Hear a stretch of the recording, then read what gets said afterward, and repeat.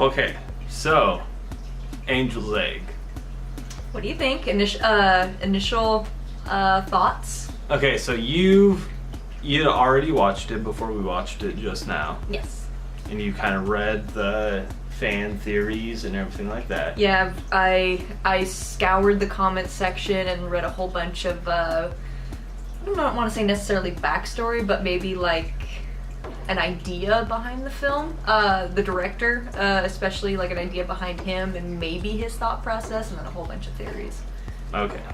And you told me, basically the only thing I knew about going into this Was that I told you that the director who directed the film lost his faith in Christianity. And granted, for reference, he did say specifically about this film that there was not necessarily, it's completely open to interpretation. But of course people are like, no, with all of the symbolism and all the ideas that he has gone through personally, it can't help but be shown in his film. Mm-hmm. So yeah, losing faith in Christianity. I'll just say that. And so the movie is almost like mostly silent, except for a few lines of dialogue. Like I said, there's like 20 lines of dialogue. Very minimal. So my thought process on this. The first thing is the color blue and the color red. Okay. Everything blue in the film, I think, represents death or a lack of life, like a dying object, something. Which is interesting because the majority of the film is in blue, black, exactly. very dark colors. Because it's a dying world. The two main characters are ethereal or like metaphysical beings or angels, and they are kind of walking through the world from an ideological perspective. Water is a huge theme throughout the thing. It's raining for the first 20 minutes of the film. She's just collecting water, stuff like that. Well, she's collecting water, but it's not raining. Okay. Oh, interesting. Then it starts raining. Yeah, then it starts raining. Sorry. Yeah.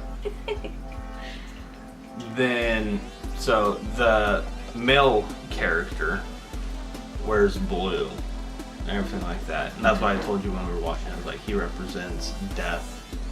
She represents life and innocence. She's wearing pink and stuff like that. Oh, quick little disclaimer, neither character has a name. They Okay. always ask each other what their name is, who are they. Yeah. There are no names specified, so we're always going to refer to them as the male character or the female character. Okay. Then when he shows up for the first time, kind of after we start following her,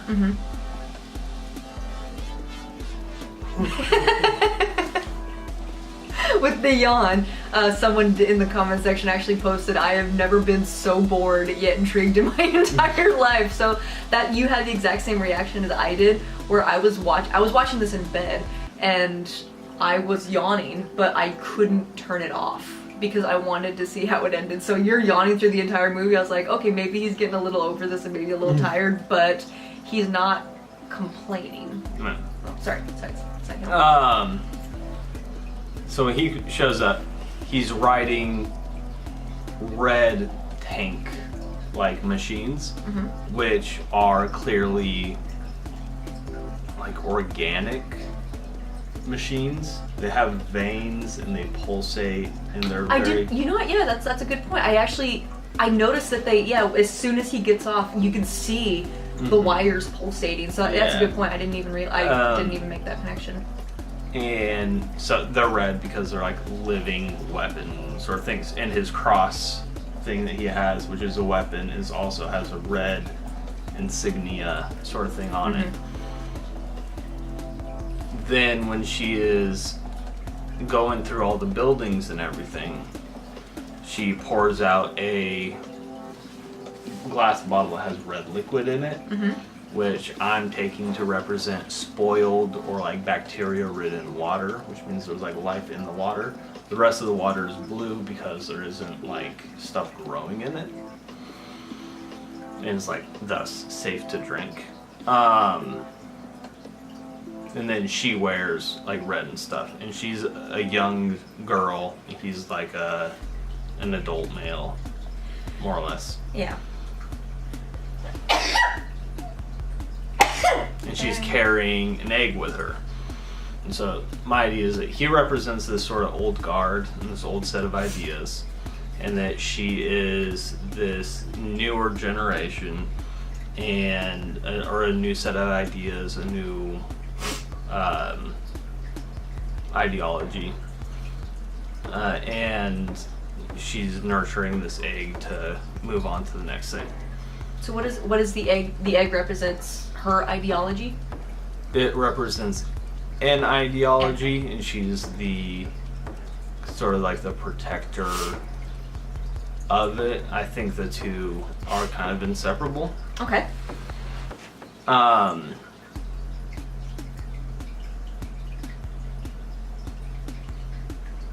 There's a lot to think about. Yeah, after that there is the soldiers / fishermen, which are hunting shadows or ghosts of fish that are floating through the city that don't exist anymore. Those the female character says like, the fish aren't here, but they still hunt them. I think that represents like Christians. Basically, there's obviously throughout the film there's a lot of references to like churches and stuff with heavy fish symbolism, which is, I mean, already heavily present in the Christian religion. Is it? Oh, absolutely. I've never read the Bible, so disclaimer from me. So how as someone who has read it and knows it very well, how prevalent are fish in the Bible? It's it's a huge thing, especially with like Jesus, and the idea of the making people fishers of men. There's that little Fishers Jesus. of men? Yes, it's the idea of like converting people. Basically. Oh, okay. And there's a little Jesus fish. Okay. Right, which was like supposedly a symbol that you would draw like half of it, and then someone else would draw the other half, and you would know that you were both Christians, and you could like talk to each other. Oh, how cute. Which is where that comes from. Kind of like tapping your foot in a bathroom to signal you want gay sex. Oh, it's about the same, yeah. It's more or less the same. So we have all these drone characters moving throughout the thing, hunting an idea that doesn't exist anymore, that is like past like an idea. They're still like chasing after an old idea, and more or less they're meaningless. This represents Christians, but I think it also just represents like humans in general, from the perspective of the metaphysical angel characters. And it's just kind of like they note on that. Then so Noah's Ark plays the whole idea in that sort of thing. They kind of retell Noah's Ark story, but the dove doesn't come back. Instead, the dove is gone forever, and so then supposedly the egg that she's carrying is a manifestation of the dove that was sent out and never came back to let them know that land had been found. Noah's Ark obviously representing the idea of the destruction of a world and an ideology that existed pre like a certain point. And God says like, so there's, and that's the idea of rebirth and everything like that. Which, to be noted, Noah's Ark story exists in many civilizations, and told in slightly different ways, but there's many cultures have the global flood story. Okay. was not aware of this. Yeah, absolutely. Yes, I think it's in the Epic of Gilgamesh even. And Oh wow. Okay. yeah. Like So same concept, but just maybe like different Exactly. variations. Yeah, the global flood, a guy built a boat and lived on it and saved With all the animals. all of life, yeah, Okay. from being destroyed. And I think there's like even like Asian and Indian versions of the story. I don't know any Indian versions. I mean, I took a course on Eastern philosophy, but as far as I'm aware, I don't remember. And this could just be me being ignorant, but I don't remember any flood. But there very much could be. I just in my studies, I haven't come across it. But again, that was over 10 years, 15 years ago. So maybe been a minute. So then,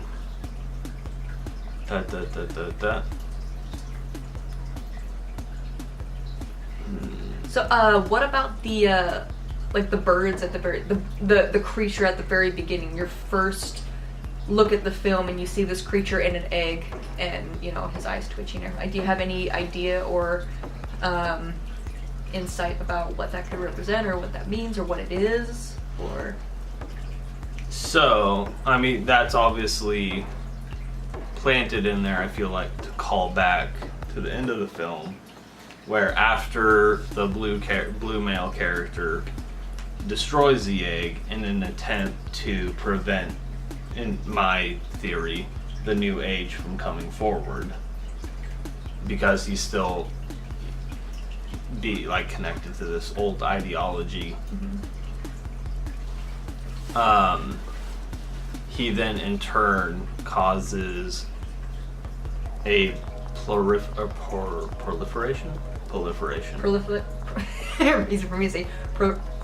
Proliferation. We've been drinking too, so proliferation of basically ends up seeding the new ideology, because at the end there all those eggs pop up by way of martyrdom to create all then from that all the eggs rise and the birds go, and then the world is taken over by all these little feathers and everything like that, and then the new so at the very end of the film we zoom out above everything else and we see that it's what looks like to me a globe that is arc shaped, probably floating through outer space. So this idea that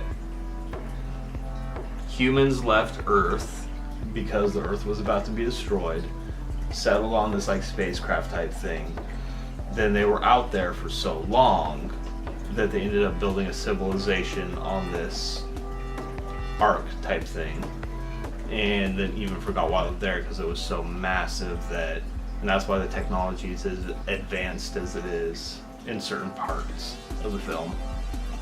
Really? It's got those weird little tank things because it's super advanced but like post-apocalyptic, and he's got his weird little cross thing that's not a stick, it's like a machine. Yeah. Right. And the weird pulsating organ things. And then from that, as that's happening, we're zooming out and everything, there is a secondary craft that comes out of the ocean and is adorned with statues and everything, one of them being of the red female character holding an egg and representing this, which important note being that obviously the old ideology with the fish being the antithesis of the new ideology with birds and like feathers and flight and stuff. So this new ideology is rising out of the old ideology and separates from, which looks like a spacecraft basically, and separates from this other spacecraft and moves on to a new journey and a new destination, does its own thing. Damn. Okay. Anything else you'd like to add before? I think I got it. I Okay. think that's about it. So, speaking on the whole losing faith in Christianity thing, if I start from the beginning, you know, we see our main character, our female main character, she's laying in bed and she's protecting an egg, she's sleeping on her stomach. And for me and everything that I've read and kind of like the research I've done on it, is that egg, there's a lot of things I'm going to say that I completely agree with you, and that egg represents an ideology, mainly in this idea, Christianity. And she is protecting it. This is all she cares about. It is her faith, and it is her life. Her life is dedicated to taking care of this egg ever since she found it, because it does specify in the film that she found it. So, and she wants to take care of it. So she's on the move constantly, and I feel like she's looking for someone else to share this with. You know, she's alone, and you know, and because we don't really have a reason of why she gets up out of bed and just takes off, you know. But the thing is, and one of the things I said in the beginning of the film, and I was like, ooh, I just realized something. I don't know if you noticed, but when she leaves an ark. So for me, she almost represents the dove that got let go. And so you can actually see her very blatantly leaving the ark at the very beginning, and she just takes off. Maybe in search of land, but I'm going to intersect, going with my theory, she represents the new ideology fleeing the old one. And see, I think she represents the old ideology. Well, the Christian ideology. Yeah, we'll just say that. Yeah, I'll let you finish. So I feel, yeah, she represents the Christian ideology, the Christian faith, and so she flees the ark in search of... Oh, wait, okay, sorry. So to finish my thought there. Because with the ark, the old world was destroyed, and that dove represents a whole new world. And that when the dove goes and finds land and everything, it's an entire new world. Like the previous world was evil and had been destroyed. And when we get the dove to come back, it represents a new hope and a new world. But that's the thing, the dove doesn't come back. Well, and this is like the alternative. Except she is the dove anyway. Wait, okay, yeah. So at least in my mind, this, like you said before, this is the alternative. Like, what if the dove didn't come back? So she flees, and she's fleeing to. Okay, yeah. You know what? I'll go with your train of thought. She goes to find. She's carrying the new Christian ideology, the new faith, and she flees to find somewhere to spread it or to hatch it. You know, to let it be born and to grow and to bring about a new world. So she flees, and then she meets up with this gentleman who, to me, represents knowledge, just straight knowledge. This guy is cold. This guy is very, oh god, what's the word I'm looking for? Very Calculating, stoic. Very specific in his actions. Like nothing he does is without purpose. And of course he comes across her, but I don't think he just comes across. He was seeking her out. I feel like he's always been there, and now that she has shown herself to the world, he's like, I found you, and now I'm gonna stay with you. And I feel like their whole connection, their whole interaction with each other is her meeting knowledge, this Christian faith meeting knowledge, and kind of, you know, I don't want to say dancing with the devil kind of thing, but, you know, kind of, you know, embracing like, okay, I trust you, you know, or slowly trying to. And she gets to kind of understand him. They have an understanding together, and they get along. They travel together, God knows how long. And that's so the thing that first made me gave me the life and death idea was, well, first off, I mean, it was obviously the dead world that they were living in, and her like going through everything, and her standing out so much. I feel like from a color theory idea, you would, if you were writing a story, you made that she would represent the exact opposite of the world that she is living in. And then he starts following her, because I didn't really know where the story was going or anything like that. And by certain ideas, and the idea that death is always following life and everything, and it's always with you wherever you go. But continue. So they go through, they travel together, they kind of create this bond. You know, she gets closer to him, and I want to say he gets closer to her in a way. And they come to this kind of mutual understanding. You know, near the end of their togetherness, you know, she's like, hey, this way, come on, follow me, you know. But in the beginning, she's like, don't follow me. Like, I don't trust you, I don't know who you are. And I think that's really important since the characters don't have names. I think that was actually a really smart move because that makes it really open to interpretation. So they go into this, I almost want to say Colosseum in a way, or a cathedral, where all these dead animals are, these stone animals, Fossils. not stoned animals. Yeah, like a fossil, yeah, the remains of all these animals that have died, and you know, there's bones everywhere, and then the guy tells the story about Noah's Ark and how the dove didn't return. You know, did the bird even exist? And then she's like, yes, it does exist. Come this way, I'll show you. And it looks like she showed him an angel because it had human feet. And then it had giant wings. The head was a little weird, but you know, I think you can make it to whatever you want it to be. It could have been the representation of the dove. It was metaphorical. It was a dove, which the story of, like, I think in this, Noah's Ark is, I mean, everything in this is very metaphorical. So the dove that got released from Noah's Ark isn't going to be a literal dove, right? Yeah. Oh, yeah. Sorry, I didn't mean to imply that. No. But I mean, I'm agreeing with you. Yeah. So, you know, she shows him in, and he's just like, holy crap, this thing did exist. Or at least his facial expression, that's what I think he came to realize. So, you know, the next scene goes on, and she falls asleep, and it looks like he's just waiting for her to fall asleep, and then, you know, she rolls over, exposes the egg, he takes the egg, and he takes his big giant... it's a cross. Cross weapon gun and just smashes the egg completely. No remorse, no nothing. And again, I feel like that's knowledge, because that's kind of what knowledge does. It is cold, it is crass, but it's truth.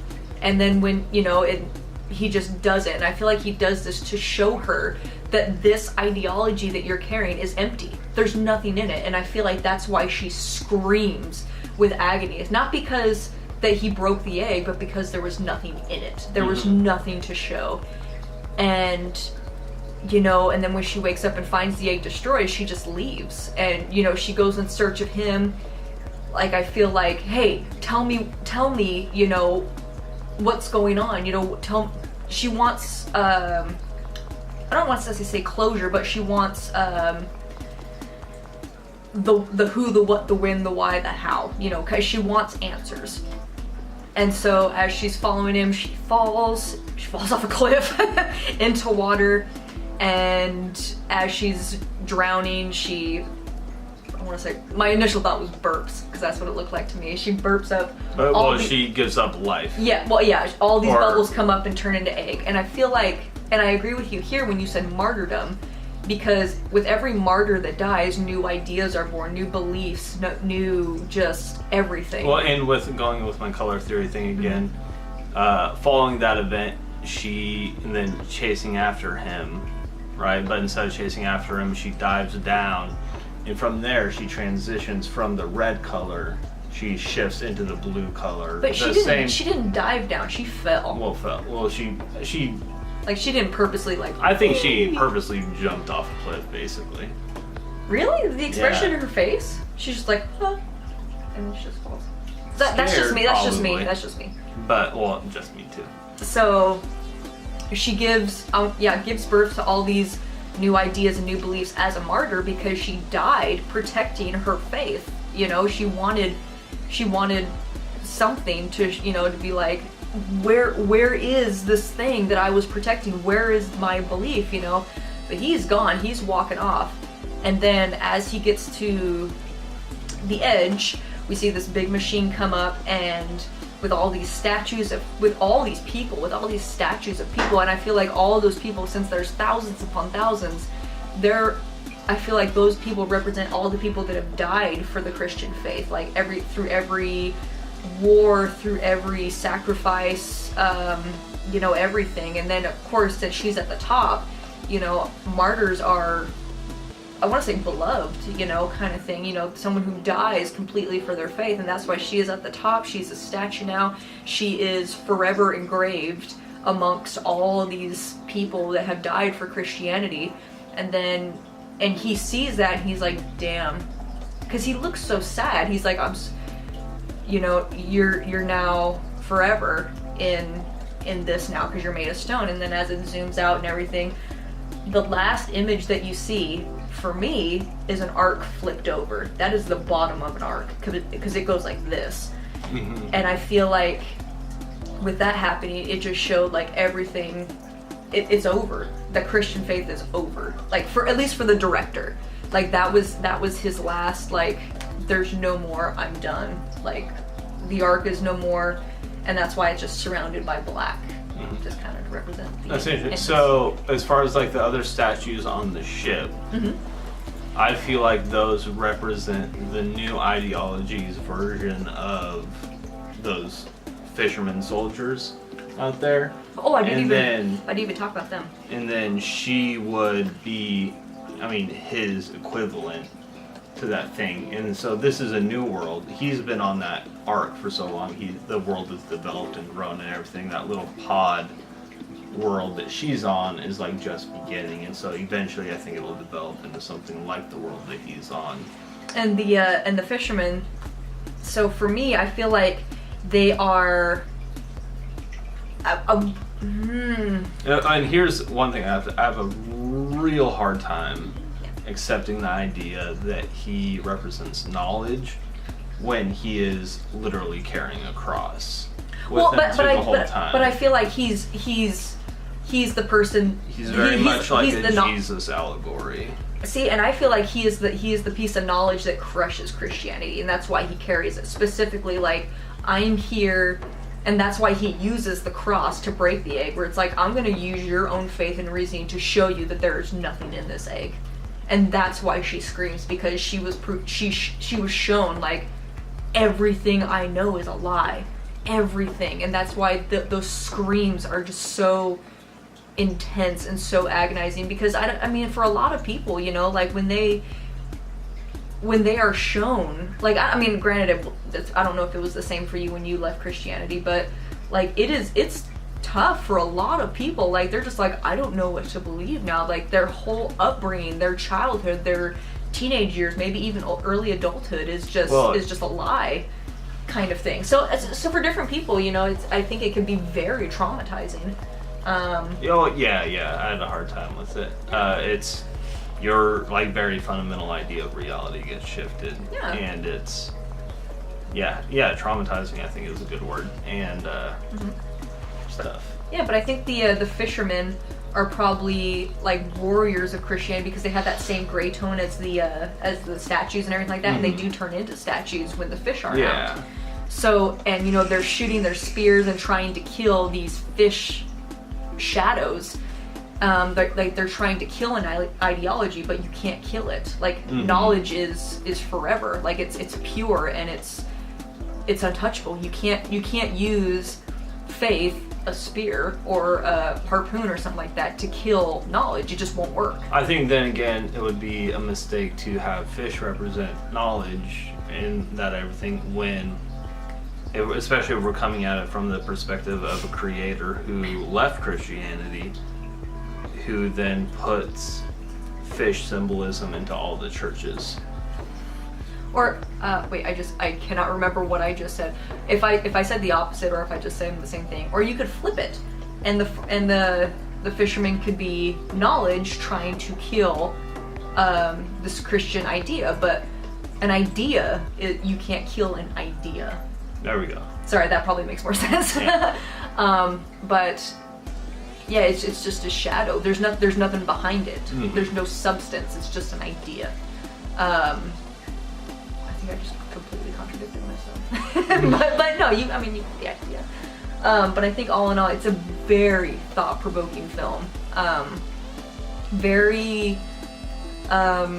It's slow. I'm not gonna lie, it's very slow. The first 15-20 minutes, yeah, I was like itching, but It's slow, but like once you get into, I think when she meets him and you, Okay. I have no idea where it stopped. It just stopped. Oh, okay. Once you meet them and you get into their... Once you meet them and you get into their dynamic and everything and their connection, I feel like the movie definitely picks up and you get a lot more invested and interested in what's gonna happen. Like, what's gonna happen to the egg? Is he a traitor? Is she, you know, who is she? Like, what is she? What is he? And I think it definitely, like, once you end the movie, you're definitely stuck with the thought of, what the hell did I just watch? And what does this mean? So, but yeah, I think it's very, very thought-provoking because there's no rhyme or reason. And it can mean anything you want. Yeah. So, Good. I think we basically came to the same conclusion. I think by way of symbolism, we got there through different paths. So. yeah, absolutely. So, on a scale of 1 to 10, what do you think you'd give it? It took me a second too. I thought it was kind of a tough one. 8. So that's exactly what I gave it to. I'd give it an 8 out of 10. Definitely worth a watch. Yeah. For a classic anime movie, it is 100% worth the watch. The artwork is phenomenal. It would be nice to see it not by way of YouTube and like degraded quality. It looks a hell of a lot better on a phone screen than a blown out computer screen. Okay, yeah. So yeah, on my phone it was spectacular. Just because everything was really condensed and everything. But It's not. Well, yeah, it's not formatted for something that big. But the only place you can watch it is on YouTube. It is not on Amazon Or Prime. unless It's not you on buy Netflix. the $500. $200 DVD box set. Yeah, no. Or just there's a regular DVD, but it's only in Japanese. There's no subs. there's no English subtitles or anything like that. So, You could Google the like 25 lines. yeah, you could, or yeah, just hold up Google Translate on your phone and you'll get the same response. Yeah. There's one typo in there that's kind of funny, but the Jav have.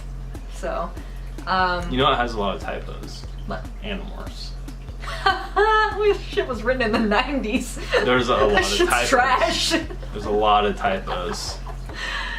Ugh. Just because we did that podcast and then listening to Andrew do it, and Animorphs. he came across a typo. There's like a typo every chapter, roughly. But she pumps out a new book every month, so She's still making those? no. Oh. I was gonna say that thing needed to die. But when she did, a book every month, which is dope. You know what It a was new great book that for a came out kid. every month is? Goosebumps. Goosebumps is where it's at. Animorphs. If you were a 90s kid. Animorphs. Goosebumps. Animorphs, where are that? Goosebumps. Hulk Bajor. Sorry.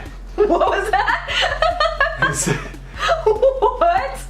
Did you say Hulk de jour? Hulk Bajor. Oh, Bajor. Okay, so Sorry, it's an alien species in Animorphs. You know. no, you don't. You're like, no, I really don't. You're the weird one. The Hulk Bajor You're the weird one. and the Yucks. No one read Animorphs. Animorphs was amazing. No, it's not. It deserves a reboot. Negative. He would think that because he's a furry. He's definitely into animals. So anything. Gotta rig that into it. I We're did. editing that out. No, we're not. Anyway, that's our review, I guess. Holy crap! Yeah, I think a whole what was that like? That's like a 20-minute video right there. But you got some editing to do. Yeah, well, I probably won't edit it. Not at all. No, too much to edit. I sneezed. I'll splice them together and export it. Okay. All right, next time.